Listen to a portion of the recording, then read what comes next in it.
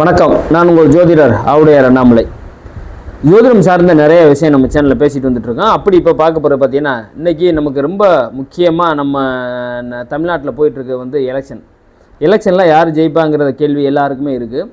அப்படி நம்ம சேனலில் நிறைய இந்த அரசியல் சம்மந்தமாக அடுத்தடுத்த வீடியோஸில் நம்ம பதிவிடுவோம். இப்போ ஏற்கனவேலாம் கொஞ்சம் ஒரு சில வீடியோஸ் பதிவிட்டு இருக்கேன், வேணால் பார்த்துக்கிறேங்க.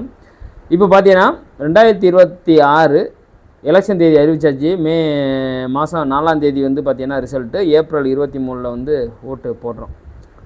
அப்போ இப்போக்கி ரொம்ப வந்து ஹை டாப்பிக்கில் போகிறது வந்து டிவிக்கு, சரியா, விஜய் சாரோட கட்சி. அப்போ பார்த்தீங்கன்னா அவரோட நேரம் எப்படி இருக்குன்னு பார்க்கணும்ல. அவரோட ஜாதகம் பார்த்தீங்கன்னா பாரத பிரதமர், மாண்புமிகு பாரத பிரதமர் மோடிஜியோட ஜாதகம் மாதிரிக்கே விஜயோட ஜாதகம், சரியா. ஆனால் சாதாரண இடத்துல அவரை ஜெயிக்க வர வைக்க முடியாது. ஏன்னா உங்களுக்கு வந்து ராகு 3ஆம் இடத்துல உச்சம், பயங்கரமாக தொடர்பு பயங்கரமாக வந்து உங்களுக்கு வந்து சூழ்ச்சிகள் வந்து நிறையா இந்த இதில் அது பொதுவாகவே ஒரு வாழ்க்கையில் நிறையா சூழ்ச்சி பண்ணி தான் நடந்திருக்கு. கலைத்துறையிலையும் சரி, இப்போ சினிமா அரசியல்லையும் சரி, எல்லாத்துலேயுமே அவருக்கு வந்து தொடர்பு வந்து சூழ்ச்சிகள் நிறைய நடந்திருக்கும். அதெல்லாம் முறியடித்து தான் வெற்றி அடைஞ்சிருக்காரு. இதே மாதிரிக்கா, ஏன்னா அது காரணம் ராகு 3ஆம் இடத்துல. ஏன்னா அது வந்து 3ஆம் இடத்துல அதீதத்தை உச்சம் பெற்று உட்காந்துருக்கு. அதீத தைரியத்தை கொடுக்கும்.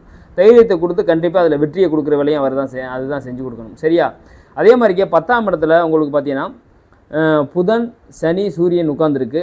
11ஆம் இடத்துல சந்திரன், செவ்வாய் உட்காந்துருக்கு. 9ஆம் இடத்துல சுக்கிரன், கேது உட்காந்துருக்கு. 6ஆம் இடத்துல குரு உட்காந்துருக்கு. 3ஆம் இடத்துல ராகு உட்காந்துருக்கு. கண்டிப்பாக பார்த்தீங்கன்னா 10ஆம் இடத்துல 11ஆம் இடத்துல கிரகம் உட்காந்துருச்சு. அது 10ஆம் இடத்துக்கு பலம் பெற்று உட்காந்துருச்சு. சூரியனும் அதிலே உட்காந்துருச்சு. கண்டிப்பாக பார்த்தீங்கன்னா மக்கள் நாயகனாக சேர்ந்து இந்த 2026 125 சீட்டுலேருந்து 140 சீட்டுக்குள்ளே பிடிச்சி கண்டிப்பாக முதலமைச்சர் சீட்டில் உட்காருவார்.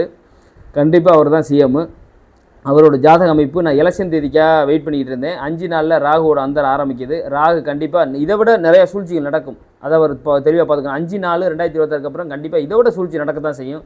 முடிஞ்ச முடியும் டிஜிட்டலாகவும் அவர் வந்து பார்த்தீங்கன்னா விளம்பரம் பண்ணுறதுக்கு கண்டிப்பாக அவர் வருவார். பட் அப்படி பண்ணி தான் ஆகணும். ஏன்னா ராகு வந்து அதோட இயக்கத்தையும் கண்டிப்பாக கொடுக்கும். கண்டிப்பாக வெற்றி அடைவார். ஆனால் சூழ்ச்சியை கண்டிப்பாக முறியடைச்சு வெற்றி அடைகிறதுக்கு அந்த ராகுவே துணை செய்யணும். கண்டிப்பாக ராகு உச்சம் பெற்று உட்காந்துருக்கு. அது வந்து பார்த்திங்கன்னா கேட்டை நட்சத்திரம், கேட்டை நட்சத்திரத்தில் உட்காந்துருக்கு. புதன் பார்த்தீங்கன்னா உங்களுக்கு பார்த்தீங்கன்னா 10ஆம் இடத்துல உட்காந்துருக்கு வலுவாக சூரியனோட சேர்ந்து, விழுப்புத்து சனியோட, சரியா. மக்கள் செல்வாக்கு சனி போய் 10ஆம் இடத்துல உட்காந்துருச்சு புதனோட சேர்ந்து. படித்தவர்கள்லேருந்து, இளைஞர்கள்லேருந்து, கீழ்நிலை மக்கள்லேருந்து, அதிகாரத்தில் ஒரு பதவியில் இருக்கணும் சரி, கவர்மெண்ட் வேலையில் எந்த வேலையில் இருக்கட்டும் விஜய்க்கு ஓட்டு விழ போகுது. இந்த கிரகமே 10ஆம் இடத்துல இருக்காது. 11ஆம் இடத்துல வந்து தாய்மார்கள் ஓட்டு அதிகமாக அதுவும் விழ போகுது. இது வந்து மிகப்பெரிய ஒரு வளர்ச்சியை கொடுக்கும் விஜய்க்கு. கண்டிப்பாக 2026 125 சீட்டில் 140 சீட்டுக்குள்ளே ஜெயிச்சு கண்டிப்பாக முதலமைச்சர் ஆவார். நன்றி, வணக்கம்.